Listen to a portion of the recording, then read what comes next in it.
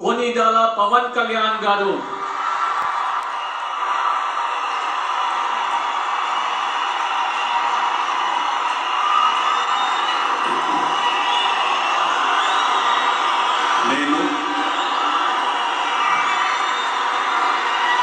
కొనిదల పవన్ కళ్యాణ్ అనే నేను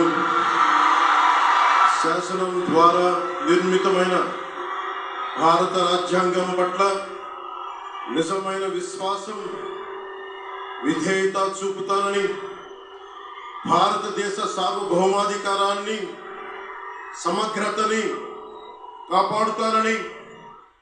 ఆంధ్రప్రదేశ్ రాష్ట్ర మంత్రిగా నా కర్తవ్యాలను